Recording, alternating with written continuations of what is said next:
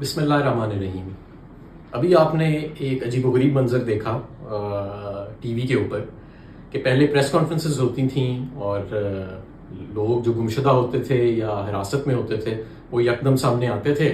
اور آ کے اپنا بیان ریکارڈ کراتے تھے، اور ایک وہ اسکرپٹ ہوتی تھی وہ پڑھتے تھے اور اس کے بعد وہ چلے جاتے تھے۔ آج اس کا ذرا فارمیٹ تھوڑا سا بدل دیا گیا، کیونکہ میرا خیال ہے کہ اس پچھلے والا جو فارمیٹ تھا اس پہ بڑا لوگوں کا رد عمل آ رہا تھا کہ یہ تو سارا کچھ ایک جبری ہے اور سارا کچھ، تو آج اس کو دکھانے کی کوشش کی گئی کہ شاید یہ بڑے اچھے ماحول میں اور والنٹیرلی ہو رہا ہے۔ 2-3 ہفتے سے عثمان ڈار غائب تھے، آج وہ یکدم نمودار ہوئے، اور ایک ایسے اینکر کے پاس جن کی سوچ اور جن کی انکلینیشن ہے وہ آپ کو پتہ ہی ہے کہ عمران خان صاحب کے بارے میں کیا ہے، تو ان کے پاس وہ گئے اور انہوں نے وہاں پہ کچھ گفتگو کی۔ تو میں سب سے پہلے تو آپ کو یہ کہنا چاہتا ہوں کہ عثمان ڈار ہماری پارٹی کے رہنما تھے، رہنما ہیں اور رہیں گے۔ ان پہ جو تشدد ہوا ہوگا وہ کوئی بھی برداشت نہیں کر سکتا۔ کچھ ایسے تشدد کی قسمیں ہیں کہ وہ تو کوئی نہیں برداشت کر سکتا۔ ہمارے ہی پارٹی میں ایک رہنما ہے، ان کے بیٹے کو کرسی سے باندھ کے ان کے بیٹے کی بات کرائی گئی اپنے والد سے کہ انہیں کہو کہ پریس کانفرنس کرے، اور اس وقت اس بیچارے پہ تشدد ہو رہا تھا۔ تو اس طرح کے بھی واقعات ہیں۔ آپ نے عمران ریاض خان کی حالت دیکھی کہ کس حالت میں ان کو لٹایا گیا۔ تو آپ اس لیے یہ بالکل عثمان ڈار جو ہے اس کو جج کرنے کی ضرورت نہیں ہے۔ عثمان ڈار جو ہیں وہ ہماری پارٹی کے لیڈر ہیں اور ان کی بڑی قربانیاں ہیں اور انشاءاللہ تعالیٰ رہیں گی۔ انہوں نے عثمان ڈار صاحب نے بڑی مختلف گفتگو کی، آپ نے وہ ساری دیکھی ہوگی۔ اس میں ایک انہوں نے یہ بھی گفتگو کی یا ان سے کروائی گئی کہ جی پارٹی جو ہے جی اس میں 2 حصے ہیں، ایک ذرا وہ لوگ ہیں جو ایکسٹریم پہ ہیں، اور جیسے مراد سعید اعظم سواتی، حماد اظہر وغیرہ وغیرہ، انہوں نے 4-5 نام لیے اور دوسری طرف کچھ اور نام لیے۔ میں سب سے پہلے آپ کو یہ بتانا چاہتا ہوں کہ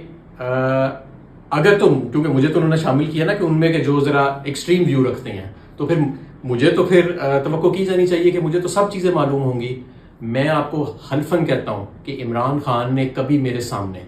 کسی فوجی تنصیبات یا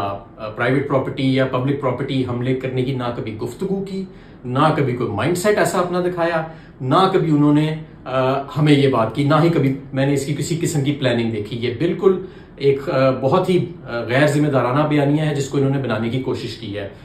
جس نے بھی یہ کہلوایا ہے عثمان ڈار صاحب سے، اور ظاہر ہے کہ یہ سارا کچھ انہوں نے جبری طور پہ ان سے کہلوایا ہے۔ تو سب سے پہلے تو یہ بات بڑی واضح ہونی چاہیے، اور یہ میں اللہ کو حاضر ناظر جان کے حلفاً کہہ رہا ہوں کہ ایسی کبھی گفتگو میرے سامنے نہیں ہوئی، نہ عمران خان صاحب کی، نہ ہی کسی پارٹی کے اور کسی فرد کی، کہ کبھی یہ ایسی چیز جو ہے وہ سامنے آئی ہو۔ تو ایک چیز تو یہ واضح ہو جانی چاہیے۔ دوسری چیز میں آپ کو یہ واضح کرنا چاہتا ہوں کہ ہماری پارٹی کو بھی تقسیم کرنے کے لیے یہ ایک شوشہ جو ہے اس کو سمجھا جانا چاہیے۔ پوری پارٹی یکجا ہے،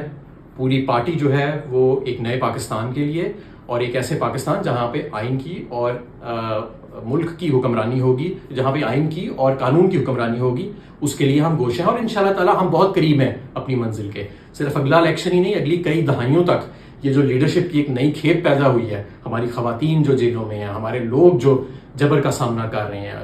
گمشدہ جو لوگ ہیں، جو جبری طور پہ جن کو گمشدہ کیا گیا ہے، جو قید میں لوگ ہیں، یہ سب آپ کے مستقبل کی جو ہے وہ انشاءاللہ تعالیٰ لیڈرشپ جو ہے وہ بنے گی۔ اور میں تیسری چیز یہ بھی بتانا چاہتا ہوں کہ یہ جو کہا گیا نا، یہ بھی ایک بڑا غیر ذمہ دارانہ اور عجیب و غریب سا بیانیہ کہ جی ریاست بیانیہ مخالف عمران خان مائنڈ سیٹ بنا رہا تھا یا ان کے کوئی ساتھی بنا رہے تھے۔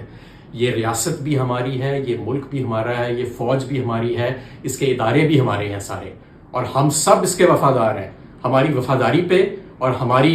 کسی قسم کی ایسی آپ غیر ذمہ دارانہ قسم کی گفتگو نہ کریں یا لوگوں سے کروائیں کہ جی یہ ریاست بیانیہ خلاف بیانیہ بنانے کی کوشش کی جا رہی تھی۔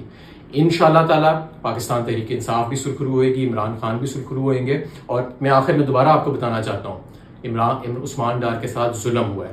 عثمان ڈار کے ساتھ جبری تشدد ہوا ہے جو کوئی بھی برداشت نہیں کر سکتا۔ ہو سکتا ہے میں بھی نہ برداشت کر سکوں جس کرب سے وہ گزرا ہوگا، کیا کیا اللہ بہتر جانتا ہے کہ اس بیچارے کے اوپر پچھلے 2-3 ہفتے میں قیامت گزری ہوگی، اور کیا کیا قیامت ان کے گھر والوں پہ گزری ہوگی۔ آپ نے ان کی والدہ کا بھی بیان دیکھ لیا، انہوں نے بھی واضح طور پہ کہا کہ یہ گن پوائنٹ کے اوپر جو سارا کچھ کرایا جا رہا ہے، اور وہ خود الیکشن لڑیں گی انشاءاللہ تعالیٰ، وہ بھی الیکشن لڑیں گی، عثمان ڈار بھی الیکشن لڑے گا۔ پاکستان زندہ باد۔